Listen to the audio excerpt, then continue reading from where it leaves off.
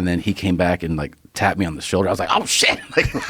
Like Mike's talking to me. I'm down here like seat belted in. But then we land and he was like, oh, where's your show? And I go, oh, it's here. I give him the number.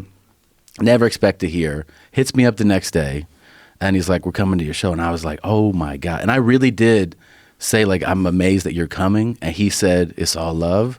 And I just said, I love you, because I didn't know what to say. And then that was good. And he's like, cool. He's like, all right, man. And then I hung up the phone. And then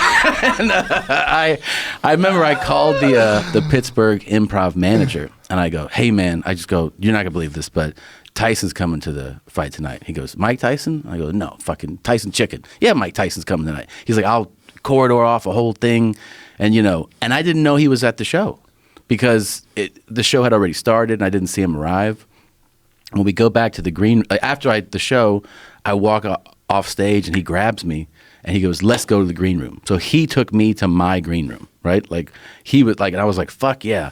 And we hung out in that green room over an hour and just shooting the shit and talking. And when I forgot, like the time had passed, I opened the door. The entire staff is lined up at the door to meet him. Like that's the effect that he has on the group, Wow. Like they're waiting in a line for an hour outside the green room. And we talked about boxing, about life. It was fascinating. One of the things I really appreciated about you as a fighter was like that you really knew that you were putting on a show.